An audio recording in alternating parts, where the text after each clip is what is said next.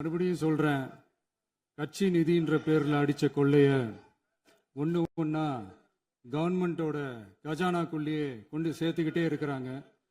இப்பவும் சொல்றேன், மக்கள் பணத்துல இருந்து ஒரு பைசா கூட தொடமாட்டோம், தொடவும் விடமாட்டோம், தொட்டா விடமாட்டோம், இதுக்கு முன்னாடி தொட்டவங்களையும் விடமாட்டோம்.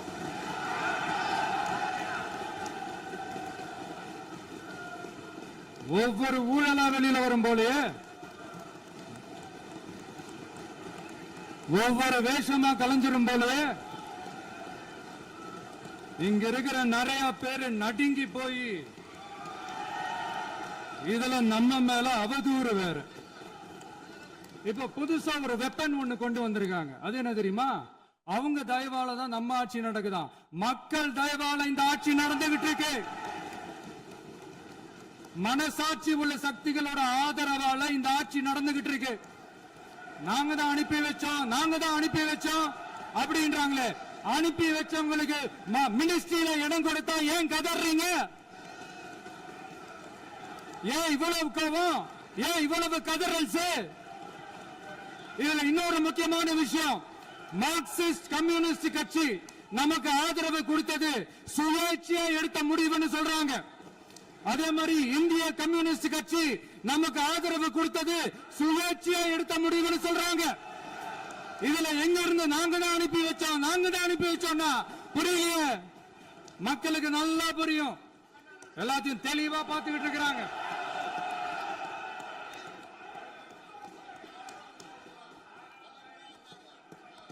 முதலமைச்சர் கண்டினியூ பண்ணலாம். மாண்பு முதலமைச்சர்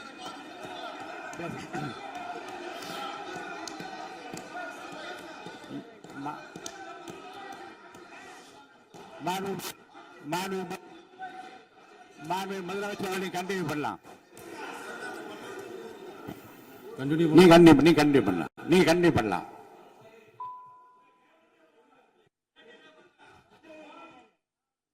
இந்த சமூக நீதி அரசுன்னு சொல்றவங்களை பார்த்து கேட்கிறேன், நம்ம பட்டியலின சகோதரர்களுக்கு எத்தனை அமைச்சர் பதவி கொடுத்தீங்கன்னு கொஞ்சம் சொல்ல முடியுமா? ஆனா நம்மளுடைய அரசுல 8 அமைச்சர் பதவிகள் யாருக்கு? நம்ம பட்டியலின சகோதரர்களுக்கு. எல்லாம் நம்ம அண்ணன், நம்ம தம்பி, நம்ம தங்கச்சிங்க. அண்ணல் அம்பேத்கர் அவர்களுடைய கிட்டத்தட்ட 100 ஆண்டு கால கனவு இப்ப நிறைவேறி இருக்கு. நான் ஏன் கொஞ்சம் சவுண்டா பேசுறேன் அப்படின்னா அவங்களுக்கு கேட்கணுன்றதுக்காக, தப்பா எடுத்துக்காது. அதே மாதிரி பெண்களோட பாதுகாவலர் நாங்க தான் அப்படின்னு சொல்லிக்கிறவங்களை கேட்கிறேன், எத்தனை பெண்களுக்கு அமைச்சர் பதவியில இடம் கொடுத்தீங்க கொஞ்சம் சொல்ல முடியுமா? எங்க அரசுல 4 சகோதரிகளுக்கு அமைச்சர் பதவி கொடுத்திருக்கிறோம்.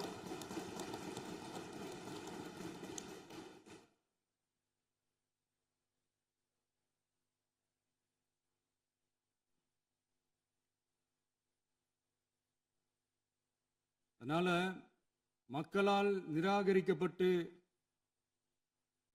மக்களால் அகற்றப்பட்டவங்களுக்கு ஒண்ணு சொல்லிக்கிறோம், தப்பே செய்ய மாட்டோம், ஊழலே செய்ய மாட்டோம், நேர்மையா தான் இருப்போம், நியாயமா தான் இருப்போம் அப்படின்னு சொல்றவங்களால மட்டும்தான் கூட்டணி ஆட்சி அமைக்க முன்வரும்.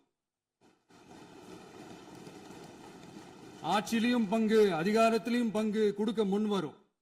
ஊழல்லையே ஊறி போனவங்களால இந்த கூட்டணி ஆட்சியோ, ஆட்சியிலையும் பங்கு, அதிகாரத்திலையும் பங்கு கொடுக்க முன்வராது. மெஜாரிட்டி இருந்தாலும் தரமாட்டாங்க, மெஜாரிட்டி இல்லைனாலும் தரமாட்டாங்க. கேட்டா ரெடிமேடா ஒரு பதில் ஒண்ணு வச்சிருப்பாங்க, கூட்டணி ஆட்சியை மக்கள் விரும்ப மாட்டாங்கன்னு. அதே மக்கள் தான் இப்ப அவங்கள பார்த்து சிரிக்கிறாங்க. நான் பதவியேற்ற அன்னைக்கு கொஞ்சம் டைம் அவகாசம் கேட்டேன். எதுக்கு கேட்டேன்? நிதி நிலைமை எல்லாம் கொஞ்சம் மோசமா இருக்குது, அதெல்லாம் கொஞ்சம் சரி செஞ்சுக்கிட்டு படிப்படியா கொஞ்சம் கொஞ்சமா நான் கொடுத்த வாக்குறுதிகள்லாம் செயல்படுத்துவேன், அதுக்காக கொஞ்சம் டைம் அவகாசம் கேட்டேன். நான் ஏதோ வேற எதுக்காகவோ வேற யாருக்காகவோ ஏதோ அவகாசம் கேட்ட மாதிரி. அடுத்து இங்க சபையில இல்லாதவங்களை பத்தி பேச வேண்டாம்னு நினைக்கிறேன்.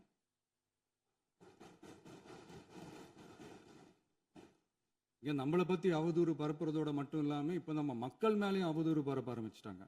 மக்கள் நமக்கு ஓட்டு போட்டது தப்பான், குடும்பம் குடும்பமா நமக்கு ஆதரிச்சது தப்பான். இது இப்ப இல்ல, நான் சொல்றது எம்ஜிஆர் அவர்கள் காலத்திலிருந்தே. அப்பவே அவர் ஜெயிச்சப்போ அதே மக்களை தப்பு தப்பா பேசுறது. மக்கள் என்ன பண்ணிட்டாங்க, எம்ஜிஆர் என்ன பண்ணிட்டாரு, எம்ஜிஆர் என்ன இது பண்ணிட்டாரு. 50 வருஷமா ஒரே டெக்னிக்கா.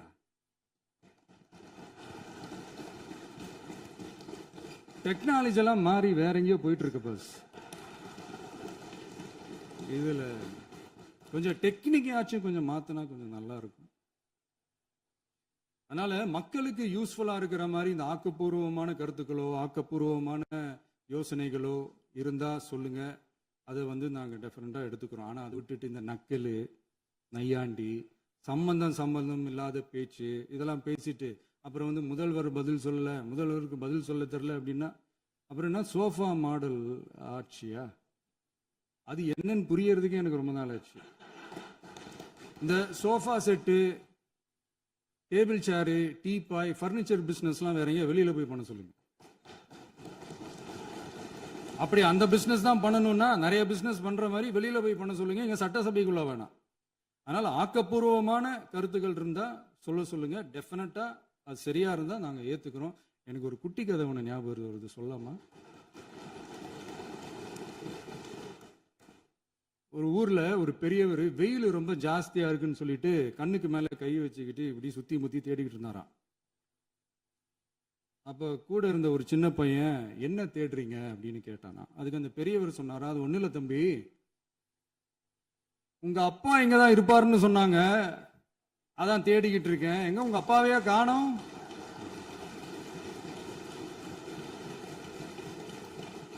இல்ல அந்த எங்களுக்கும் நக்கலா நையாண்டியா சம்பந்தம் இல்லாத குட்டி கதை இதெல்லாம் எங்களுக்கும் பேச தெரியும். அந்த கதையில பெரியவர் அப்படி சொன்னாராம், தப்பா எடுத்துக்காதீங்க. அந்த கதையில பெரியவர் அப்படி கேட்டாராம். அதனால யாரும் இங்க டென்ஷன் ஆக வேணாம். அதனால இன்னொரு இந்த என்னுடைய உரையை முடிக்கிறதுக்கு முன்னாடி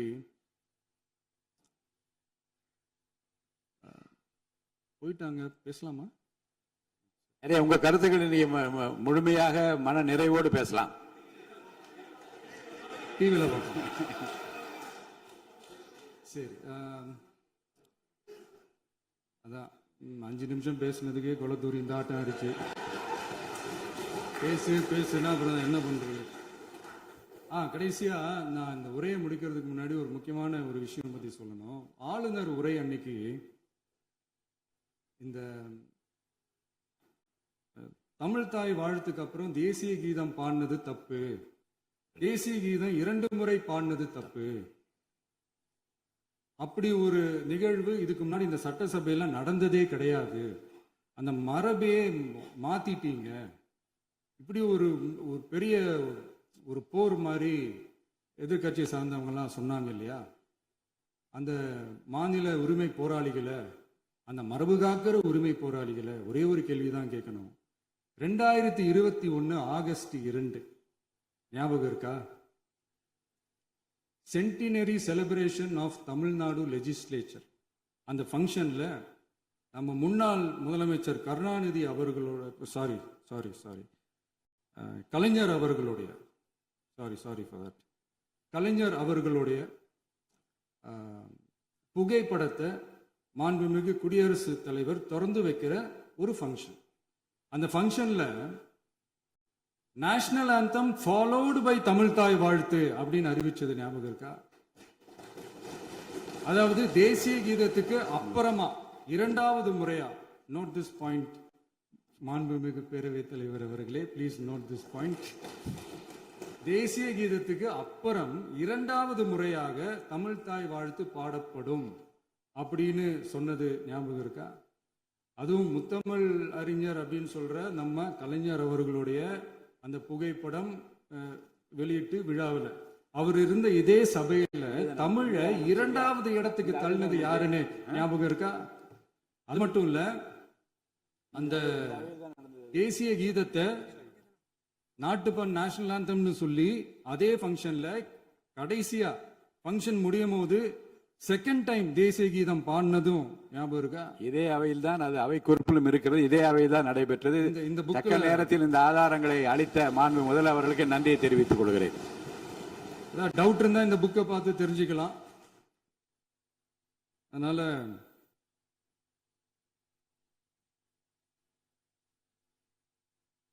இதெல்லாம் கேட்டா என்ன சொல்லுவாங்கன்னா, அது ஜனாதிபதி கலந்துகிட்ட ஃபங்க்ஷன், அதெல்லாம் அப்படிதான், அதெல்லாம் கண்டுக்க கூடாது அப்படின்னு சொல்லுவாங்க. இதே மாதிரிதான் பேசுறது ஒண்ணு, செய்யறது ஒண்ணு, செய்யறது ஒண்ணு, பேசுறது ஒண்ணு. இதெல்லாம் மக்கள் பார்த்துக்கிட்டு இருக்காங்க. எலெக்ஷனுக்கு முன்னாடி தான் அப்படி செஞ்சுக்கிட்டு இருந்தாங்க. இப்போ எலெக்ஷனுக்கு அப்புறம் அதே தான் செய்யறாங்க. இந்த விஜயையும் சாமானியர்களின் உண்மையான சமூக நீதி அரசையும் அவமானப்படுத்துறதுக்கு தான் அவங்களோட அந்த பொலிட்டிக்கல் சீனியாரிட்டி அது பயன்படுத்துது போல. சரி, செய்யட்டும் செய்யட்டும், நல்லா செய்யட்டும். இப்போ ஆனாலும் நம்மளுடைய மாநில உரிமை, மொழி உரிமை, உத்தம உத்தரர் போல வேஷம் போடுற எதிர்கட்சிக்கு ஒன்றை மட்டும் ஆணித்தரமாக சொல்றோம். உங்களை மாதிரி தமிழ்னு சொல்லிக்கிட்டு, மொழி, பண்பாடு, கலாச்சாரம்னு சொல்லிக்கிட்டு ரெட்டை வேஷம் போடுறவங்க நாங்க கிடையாது. உலகெங்கும் வாழும் என் தமிழ் சொந்தங்களுக்கு நம்முடைய உத்தரவாதம் தமிழ் தான் எங்க உயிர் நாடி அப்படின்றத மறக்க மாட்டோம். இப்பவும் சொல்றோம், மாநில உரிமையில எப்பவும் உறுதியா இருப்போம். அதே சமயத்துல அரசியல் வேற, ஒன்றிய மாநில அரசுகளுக்கு இடையே இருக்கிற நிர்வாக அணுகுமுறை வேற. இதுல நாங்க ரொம்ப தெளிவா இருக்கிறோம். அதனால எங்களுக்கு பாடம் எடுக்கிறதா நினைச்சுக்கிட்டு உங்க வேஷத்தை நீங்களே கொஞ்சம் கொஞ்சமா கலைச்சிக்கிட்டே வர்றீங்க, மறந்துடாதீங்க. அப்புறம்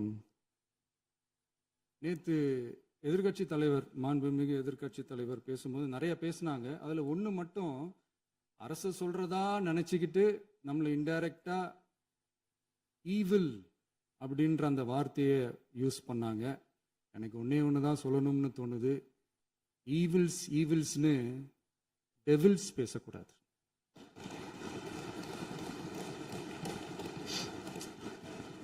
அவங்க இருந்திருந்தா ஒரு ஆக்ஷன் பண்ணணும்னு எனக்கு தோணுச்சு.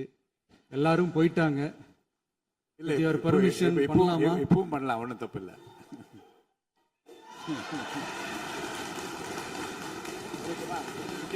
நம்மளோட அரசியல் பயணத்தை பத்தியும் கொஞ்சம் பதிவு செய்ய விரும்புறோம். நாம ஏதோ ஷூட்டிங்ல இருந்து நேரா சிஎம் ஆன மாதிரியே சில பேர் ஒரு இமேஜ் கிரியேட் பண்றாங்க. அவங்களுக்கு அவங்க ஆசைப்படுற லாங்குவேஜ்லயே சொல்றோம், அது வெறும் ரீல் தான், ரியல் கிடையாது. ஒரு சாதாரண நடிகனாத்தான் நம்ம கெரியர் தொடங்குச்சு. அப்புறம் அப்படியே சின்சியரா உழைச்சி மேல வந்தோம். நம்ம கெரியர்ல நாம மேல வந்ததுக்கு இந்த விஜய் ஒருத்தன் மட்டுமே காரணம் இல்லை, அவனோட உழைப்பு மட்டுமே காரணம் இல்லை. இந்த விஜயோட உழைப்புக்கும் உயர்வுக்கும் பின்னாடி இருக்கிற ஒட்டுமொத்த தமிழ்நாட்டு மக்களோட அன்பும் அரவணைப்பும் தான் காரணம். ஒவ்வொரு வீட்டில் இருக்க ஒவ்வொருத்தரும் நம்மளை அவங்க வீட்டில் ஒருத்தனா ஏத்துக்கிட்டது தான் நமக்கு கடவுளும் மக்களும் தந்த மிகப்பெரிய வரம். அதுக்காகவே கடவுளுக்கு சமமான நம்மளோட சொந்தங்களான தமிழக மக்கள் அனைவருக்கும் மீண்டும் மீண்டும் நன்றி. இப்படி நம்மளை தாயன்போடு அள்ளி அரவணைச்ச தமிழ்நாட்டு மக்களுக்கு நாம எப்படியெல்லாம் துணையாக இருந்தோம், எப்படியெல்லாம் மக்களோட மக்களா இருந்தோம்னு சொல்றேன். 1990ஸ்லயே ரசிகர் மன்றமா இருந்தப்பவே மக்களுக்கு துணையா நிற்க ஆரம்பிச்சோம். அதுக்கப்புறம் நற்பணி மன்றமாகவும், அதுக்கப்புறம் விஜய் மக்கள் இயக்கமாகவும் மாறி மக்களோட மக்களா நின்றுகிட்டு இருந்தோம். 2008 ஈழத் தமிழருக்கு ஆதரவா உண்ணாவிரதம் போராட்டம் செஞ்சோம். போர் முடிவுக்கு வரணும், நம்ம தொப்புள் கூடிய உறவுகளான ஈழத் தமிழர்களுக்கு பாதுகாப்பான நிம்மதியான ஒரு வாழ்வு கிடைக்கணும்னு அன்னைக்கே கோரிக்கை வச்சோம். 2009 ஆரம்பிச்ச விஜய் மக்கள் இயக்கம் வழியா நம்மளோட மக்கள் நல பணிகளை எக்ஸ்டெண்ட் அண்ட் எக்ஸ்பேண்ட் பண்ணிக்கிட்டே வந்தோம். கல்விக்கு துணையா இருந்தோம், சோசியல் சர்வீஸ் செஞ்சோம், வெள்ள நிவாரணத்துல துணையா இருந்தோம், கொரோனா காலத்துல மக்களுக்கு தோள் கொடுத்தோம். விலையில்லா விருந்தகம், குருதியகம், முட்டைப்பால் ரொட்டி திட்டம், விழியகம், பயிலகம், நூலகம், இப்படி பல வழியில மக்களுக்கு துணையா இருந்தோம். அப்புறம் நம்மளோட திரைப்படங்கள்ல நம்மளால முடிஞ்ச வரைக்கும் ஊழல் எதிர்ப்ப சொன்னோம், சமூக நீதியை சொன்னோம், கல்வியை பத்தி சொன்னோம், அரசியலை பத்தி சொன்னோம். அரசியலை பத்தி பேசுனதுனால நம்ம படங்கள் சந்திச்ச இதுவரைக்கும் சந்திக்கிற பிரச்சனையை பத்தி எல்லாருக்குமே தெரிஞ்சதுதான். இது மட்டும் இல்லாம 2011 நாகப்பட்டினத்தில் மீனவர் பிரச்சனைகளுக்கு ஆதரவாக ஒரு பெரிய பொதுக்கூட்டம் நடத்தினோம். மீனவர்கள் மீதான தாக்குதலை கண்டிச்சு பேசி அதில் நம்மளோட எதிர்ப்பை பதிவு செஞ்சோம். 2017 ஜல்லிக்கட்டு போராட்டத்தில் தமிழர் பண்பாட்டு உரிமைக்கான நம்மளோட ஆதரவை தெரிவித்தோம். 2018 ஸ்டெர்லைட் போராட்டம் துப்பாக்கி சூட்டில் பாதிக்கப்பட்ட நம்ம சொந்தங்களை நேரில் சந்திச்சு ஆறுதல் சொன்னோம். 2021 உள்ளாட்சி தேர்தலில் விஜய் மக்கள் இயக்க வேட்பாளர்கள் போட்டியிட்டு ஜெயிச்சாங்க. கல்வி விருது விழா நடத்தி சிறந்த மதிப்பெண் பெற்ற மாணவ மாணவிகளுக்கு ஊக்கத்தொகையும் பரிசும் கொடுத்தோம். 2024 தமிழக வெற்றி கழகத்தை ஆரம்பிச்ச உடனேயே CAA-வை எதிர்த்து அறிக்கை விட்டோம். அரசியல் கட்சி ஆரம்பிச்சு விழுப்புரம் மாவட்டத்தில் விக்கிரவாண்டியில் நம்மளோட முதல் மாநில மாநாட்டிய வெற்றி கொள்கை திருவிழாவை நடத்தினோம். தந்தை பெரியார், பெருந்தலைவர் காமராஜர், அண்ணல் அம்பேத்கர், வீரமங்கை வேலுநாச்சியார், மக்கள் சேவகர் அஞ்சலை அம்மாள்னு நம்மளோட 5 கொள்கை தலைவர்கள் அறிவிச்சோம். இந்தியாவிலே 2 பெண் ஆளுமைகளை கொள்கை தலைவர்கள் அறிவிச்ச ஒரே கட்சி நம்ம டிவிக்கு மட்டும்தான் என்ற பெருமையோடு அறிவிச்சோம். பெரியார் சொன்ன மாதிரியே அவர் சொன்னதுல நமக்கு ஏற்புடையதை மட்டும் எடுத்துக்கிட்டோம். அவரோட கடவுள் மறுப்பு கொள்கையில நமக்கு உடன்பாடு இல்லைன்னு ஓப்பனா அறிவிச்சோம். நமக்கு கடவுள் நம்பிக்கை உண்டுன்னு அறிவிச்சோம். யாரோட நம்பிக்கைக்கும் நாம் எதிரானவங்க இல்லைன்னு தெளிவா அறிவிச்சோம். பெண் கல்வி, பெண்கள் முன்னேற்றம், சமூக சீர்திருத்தம், சமூக நீதி, இப்படி பெரியாரோட கருத்துக்களை நிறையவே ஏத்துக்கிட்டோம்னு அறிவிச்சோம். அண்ணல் அம்பேத்கரோட சம வாய்ப்பு, சமநீதி, சமத்துவத்தை ஃபாலோ பண்ணுவோம்னு அறிவிச்சோம். பெருந்தலைவர் காமராஜரோட மதச்சார்பின்மையை ஏத்துக்கிட்டதோட அவரோட நேர்மையான நிர்வாகத்தையே ஒரு கொள்கையா ஏத்துக்கிட்டோம்னு அறிவிச்சோம். வீரமங்கை வேலு நாச்சியாரோட மண் மீட்பையும் சமூக நல்லிணக்கத்தையும் பின்பற்றுவோம்னு அறிவிச்சோம். மக்கள் சேவகர் அஞ்சலை அம்மாளோட விடுதலை வேட்கையையும் மக்களோட வாழ்வாதாரத்துக்காக உறுதியாக நிற்கிறதையும் பின்பற்றுவோம்னு சொன்னோம். எல்லாருக்கும் எல்லாமும் கிடைக்கணும், எம் மதமும் நம் மதம்னு சொல்லி மதச்சார்பற்ற சமூக நீதி தான் நம்ம கொள்கைன்னு அறிவிச்சோம். நம்ம கொள்கை எதிரி யாரு, அரசியல் எதிரி யாருன்னு ஓப்பனா அறிவிச்சோம். எல்லாத்துக்கும் மேல பிறப்புக்கும் எல்லா உயிருக்கும்ன்றத நம்மளோட அடிப்படை அரசியல் கோட்பாட்டா அறிவிச்சுட்டு தான் அரசியலுக்கே வந்தோம். நம்ம மதுரை மாநாட்டில் நம்மளோட தேர்தல் அரசியல் மற்றும் ஆட்சி அதிகார அரசியல் வழிகாட்டியா அறிஞர் அண்ணாவையும் புரட்சி தலைவர் எம்ஜிஆரையும் ஏத்துக்கிட்டதா அறிவிச்சோம். அப்புறம் இன்னனையும் நாம இங்க பதிவு செஞ்சே ஆகணும். எல்லாரும் கட்சி ஆரம்பிச்சுட்டு தான் ஒவ்வொரு வீட்டுக்குள்ளேயும் போவாங்க. ஆனா நாம ஒவ்வொரு வீட்டுக்குள்ளேயும் போனதுக்கு அப்புறம் தான் கட்சியவே ஆரம்பிச்சிருக்கிறோம். ஒவ்வொரு வீட்டில் ஒவ்வொருத்தரும் நம்மள அவங்க பிள்ளையா, மகனா, அண்ணனா, தம்பியா ஏத்துக்கிட்டதும் இயல்பா நடந்துச்சு. தமிழ்நாட்டு மக்களோட மனசுக்குள்ள போறதுக்கு நாம பட்ட பாடு நமக்கு மட்டும்தான் தெரியும். இதெல்லாம் புரிஞ்சாலும் புரியாத மாதிரி இருக்கிறவங்க தான் நம்மள நடிகன் என்று சொல்லியும் நம்ம கட்சிய நடிகன் கட்சின்னு சொல்லியும் சில நக்கல், நையாண்டி இதெல்லாம் பேசுவாங்க. அதை பத்தி நமக்கு கவலை இல்லைன்னு. இப்படி நம்ம அரசியல் பயணம் ரொம்ப டிரான்ஸ்பரண்டா தான் ஆரம்பிச்சிருக்கு. இந்த 2026 தேர்தலில் கூட்டணியே இல்லாமல் தனியா நின்னோம். மக்கள் நம்மளை தெளிவா புரிஞ்சுக்கிட்டதாலையும் நம்ம டிவிகே தோழர்களோட உழைப்பாலையும் நாம 35% வாக்குகளை வாங்கினோம். 1,72,00,000 வாக்குகளோட தமிழ்நாட்டிலேயே தனி பெரும் கட்சியா வந்தோம். தமிழக மக்களாலையும் நம்மளோட ஆதரவு இயக்கங்களாலையும் இதோ இன்னைக்கு இங்க நம்ம டிவிகே ஆளும் கட்சியா உட்கார்ந்துருக்கிறோம். இந்த ஆளும் கட்சியா ஆனதும் அவ்வளவு சாதாரணமாலாம் நடந்துடல. 2.25 வருஷத்துல ஆட்சிக்கு வந்துட்டீங்கன்னு ரொம்ப கிண்டலா கேலியா சிலர் பேசுறாங்க. எங்களோட இந்த 2.25 வருஷ டிராவல்ல எவ்வளவு வலியும் வேதனையும் இருக்குது. நம்மளோட மக்கள் சந்திப்புக்கே அவ்வளவு இடையூறு, அவ்வளவு தடைகள், ஊர் உலகத்துல யாருக்கும் இல்லாத ஒன்னா நமக்கு மட்டுமேன்னு தனியா ஸ்பெஷலா எக்ஸ்க்ளூசிவா நிறைய நிபந்தனைகள், நெருக்கடிகள், கட்டுப்பாடுகள், நம்மளை சந்திக்க வர்ற மக்களுக்கு சரியான பாதுகாப்பு இல்லாம, நம்ம கூட்ட நிகழ்ச்சிக்கு போதுமான பாதுகாப்பு இல்லாமன்னு இன்னும் வெளியே சொல்ல முடியாத நிறைய சூழ்ச்சிகள் எல்லாத்தையும் தாண்டி தான் நாம் இந்த இடத்துக்கு வந்திருக்கிறோம். But still miles to go. நம்ம டிராவல்ல எல்லாத்துக்கும் உச்சமா நம்மளோட சொந்தங்கள், நம்மளோட உறவுகள், 41 பேர் கரூர் சம்பவத்தில் இழந்த வேதனை எல்லாம் எப்படி சொல்றதுனே தெரியல. நம்ம மனசை விட்டு என்னைக்கும் அந்த வலியும் வேதனையும் நீங்கவே நீங்காது. அதுலயும் நம்ம மேலேயே பழி போட்ட கொடுமையெல்லாம் இருக்கும் பாருங்க, அதெல்லாம் வேற லெவலுங்க. என்னத்துக்கு அப்படியெல்லாம் செஞ்சாங்கன்னு தெரியல. அரசியல்னா இப்படியெல்லாம் கொடூரமா இருக்கணுமா என்ன? சரி விடுங்க. இந்த விஜய் இவனோட மக்களுக்காக எதையும் தாங்க தயாராகிட்டான். இவ்வளவு பெயின்ஃபுல்லான நம்ம பொலிட்டிக்கல் டிராவல்ல நம்மளோட மிகப்பெரிய ஆறுதலும் பலமும் என்ன தெரியுமா? என் நெஞ்சில் குடியிருக்கும் என்னோட தமிழ்நாட்டு மக்களும் என் உயிருக்கு உயிரான என்னோட தோழர்களும் தான். அவங்களோட பலத்தால தான்.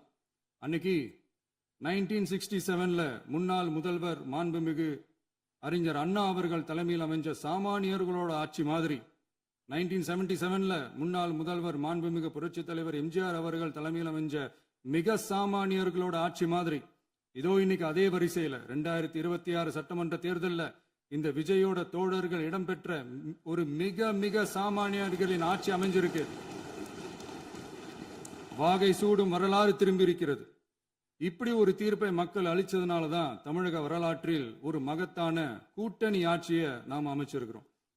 இளைஞர்களால என்ன செய்ய முடியும், பெண்களால என்ன செய்ய முடியும்னு கேட்டவங்களுக்கான பதில் தான் இன்னைக்கு அமைஞ்சிருக்கிற நம்ம ஆட்சி.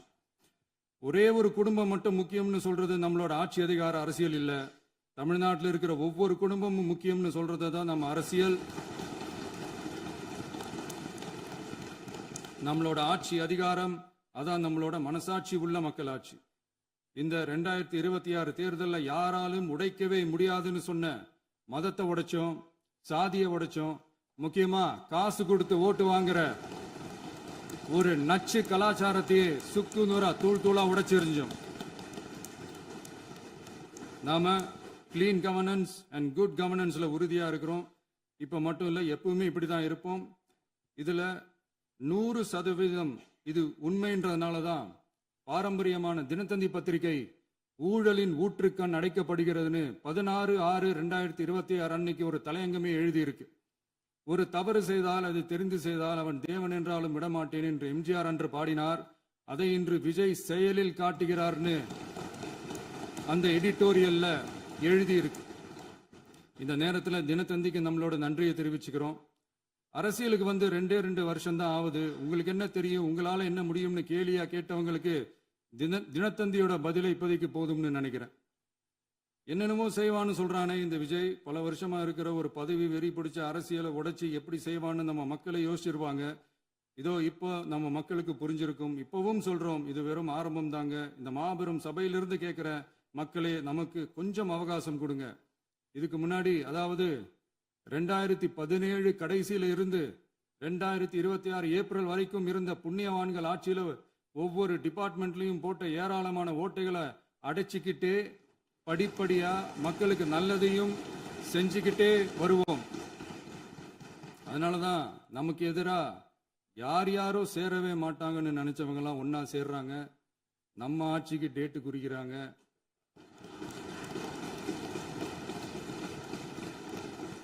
சரி, அவங்கள நம்ம மக்களே பார்த்துப்பாங்க, அதை விடுங்க.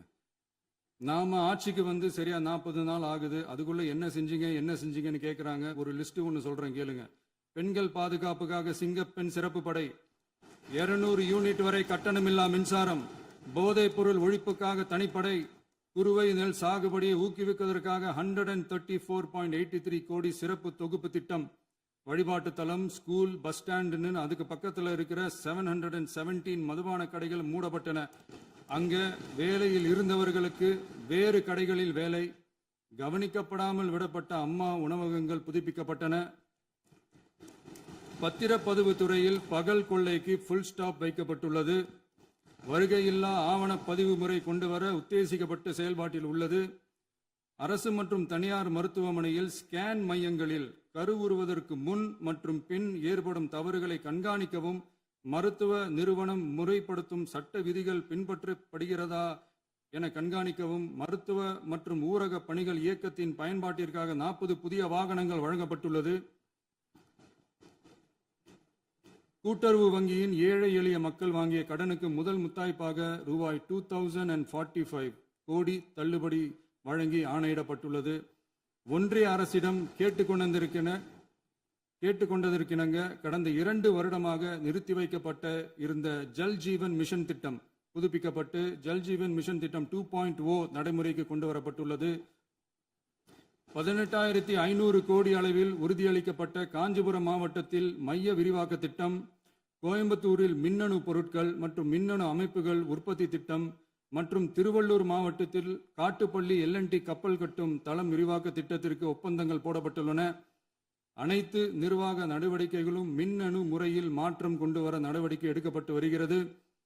சட்டவிரோத கல்குவாரி மற்றும் அனுமதியின்றி கனிமங்களை எடுத்துச் செல்வது தடுக்கப்பட்டுள்ளது. பல்வேறு குவாரிகள் சீல் வைக்கப்பட்டுள்ளன.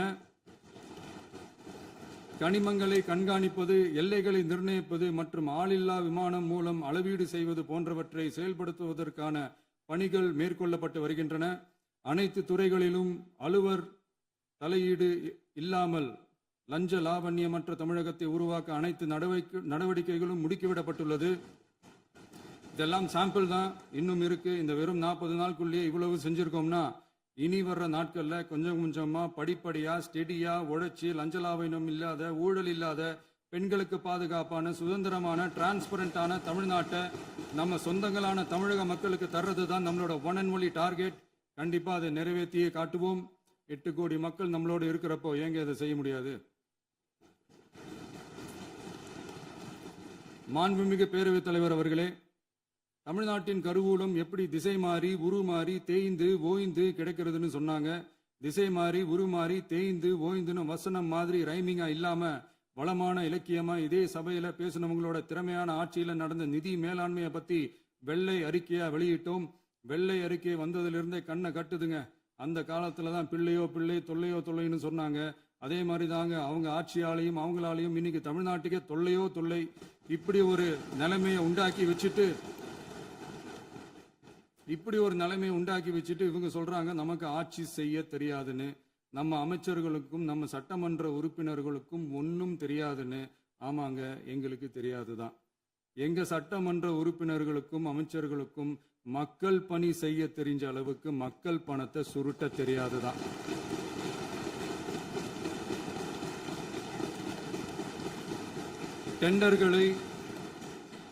டெண்டர்களை முறைப்படுத்த தெரிஞ்ச அளவுக்கு அதோட ரேட்டை உயர்த்தி ஊழல் செய்ய தெரியாதுதான்.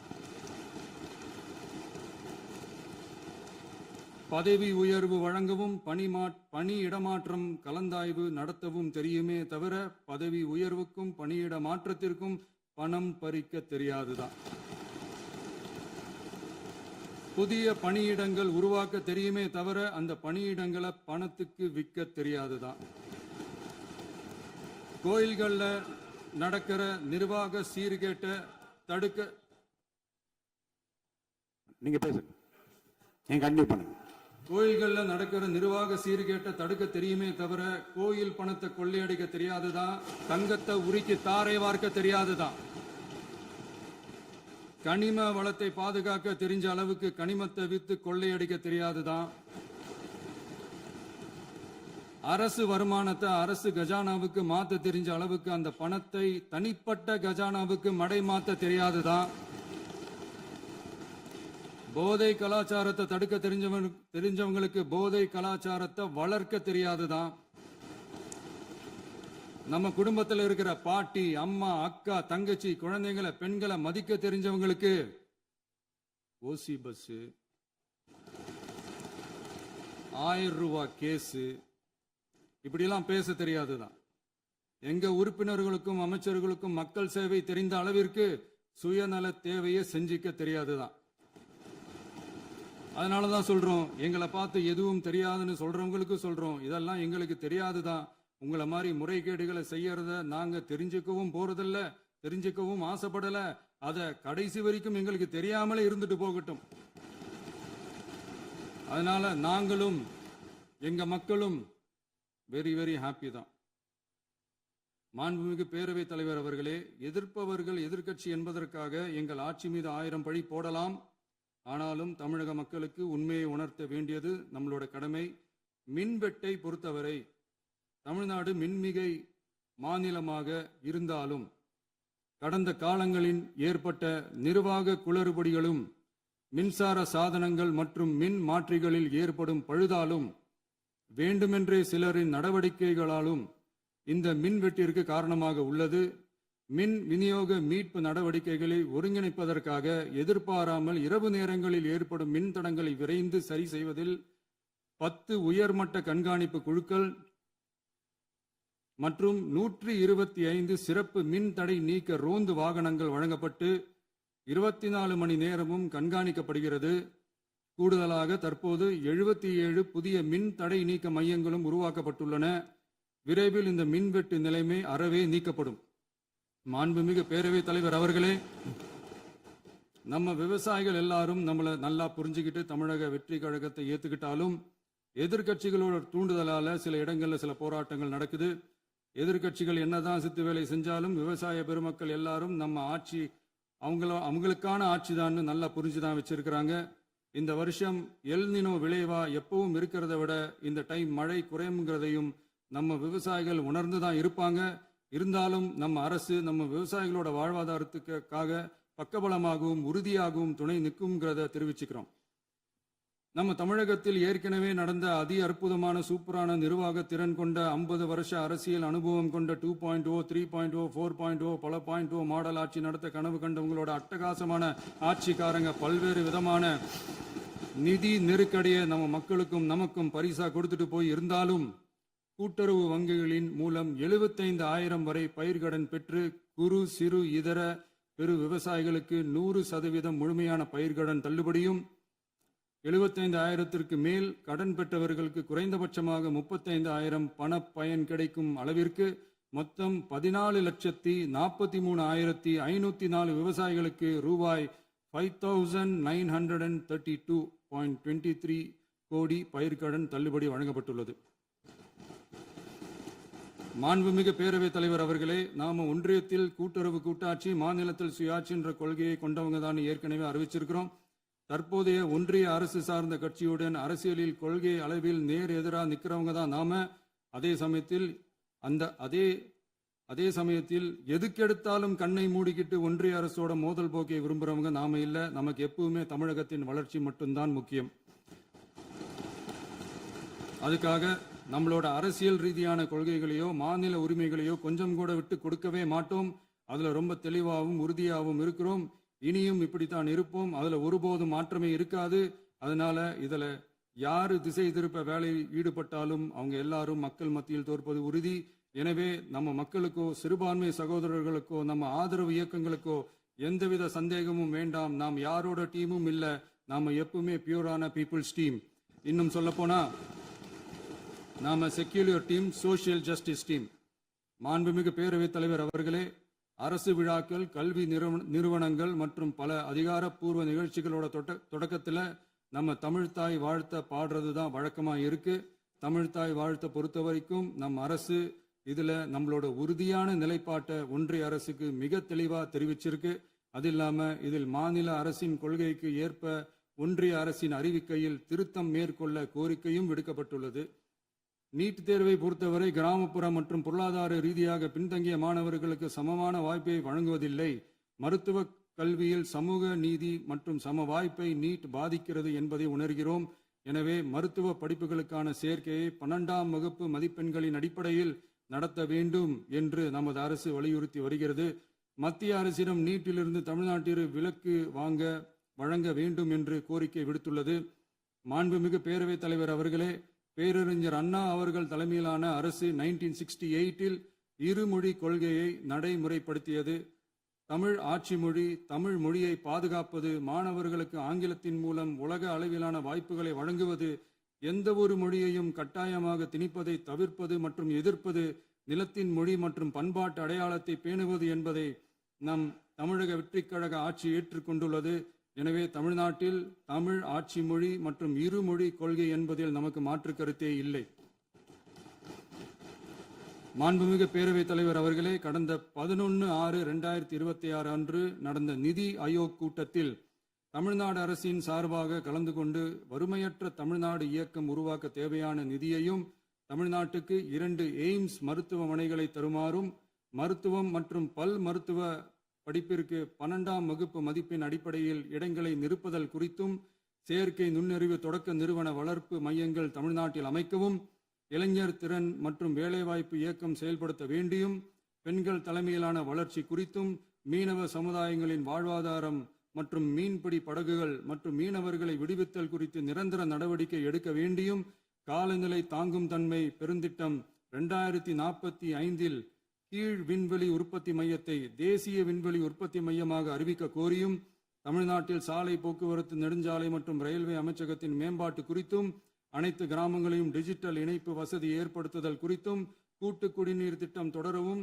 அரசின் விழாக்களில் தமிழ்தாய் வாழ்த்துக்கான முதலிடத்திற்கான கோரிக்கையும், மேகதாது அணை கட்டுமான நிறுத்தத்தை உறுதிப்படுத்தவும், மாநிலத்தின் மீது மும்மொழி கொள்கையை வற்புறுத்தாமல் புதிய கல்விக் கொள்கையை திணிக்காமல் தமிழகத்திற்கான கல்வித்தொகை ரூபாய் 3284 கோடியை விடுவிக்க கோரியும், ஆண்டுதோறும் 5 லட்சம் இளைஞர்களுக்கு உதவித்தொகையுடன் கூடிய பணியினை தொழில்நுட்ப பயிற்சி வழங்க ஒத்துழைப்பு வழங்குமாறும், ஒகேனக்கல் 3ஆம் கட்ட கூட்டு குடிநீர் திட்டத்திற்கான நிதி ரூபாய் 2283.40 விடுவிக்கவும், வேலை வாய்ப்பு மற்றும் வாழ்வாதாரத்துக்கான உத்தரவாத திட்டத்தின் கீழ் வேலை வாய்ப்புகளை உருவாக்க உடனடி நடவடிக்கை மேற்கொள்ள வேண்டியும் மற்றும் திருக்குறளை தேசிய இலக்கியமாக அறிவிக்குமாறும் தமிழ்நாடு சார்பில் பேசியுள்ளோம் என்பதை தெரிவித்துக் கொள்கிறோம். மாண்புமிகு பேரவைத் தலைவர் அவர்களே, அண்டை மாநிலங்களுடனான நட்புறவு ஒரு மாநிலத்தின் வளர்ச்சிக்கும் நாட்டின் ஒற்றுமைக்கும் மிகவும் அவசியமானது.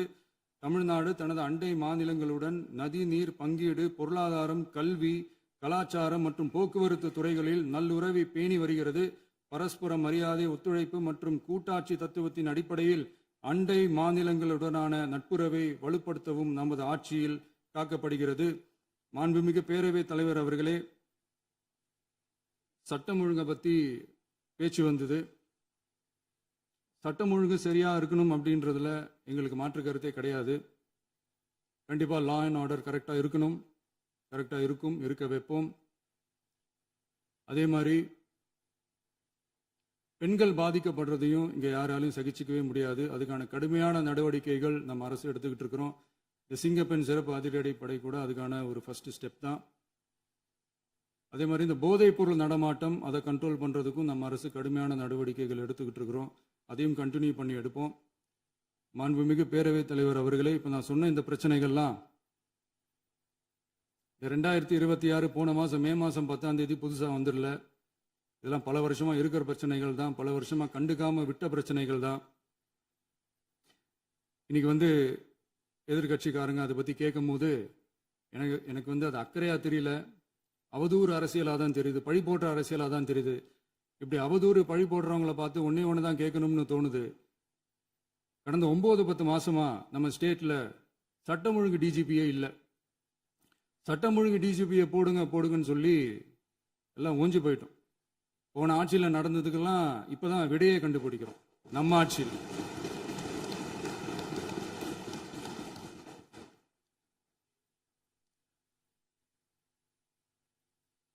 இந்த போதைப் பொருள் நடமாட்டம்லாம் தாறுமாற அப்படியே பரவி கொட்டி கிடக்குது.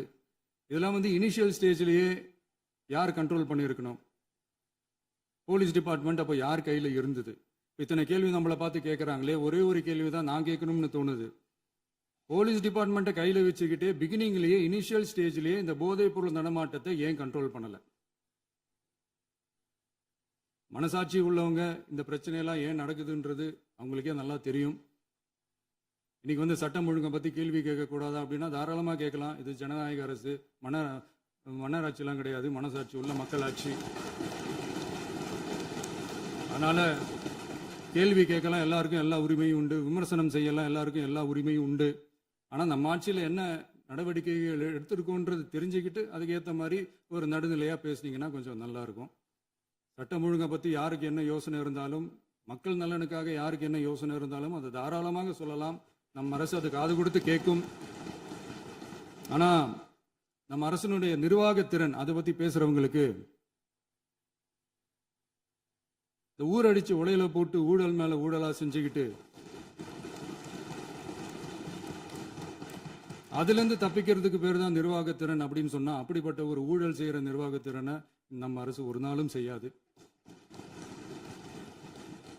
பொட்டி பெட்டியா பணத்தை வச்சுக்கிட்டு, பெட்டியை வச்சு எல்லாம் செஞ்சுக்கிட்டு, போதைப் பொருள் பாதுகாவல் கழக மாடல் அரசாங்கம் செஞ்ச ஒவ்வொரு ஊழலா வெளியில வந்துகிட்டு இருக்கு.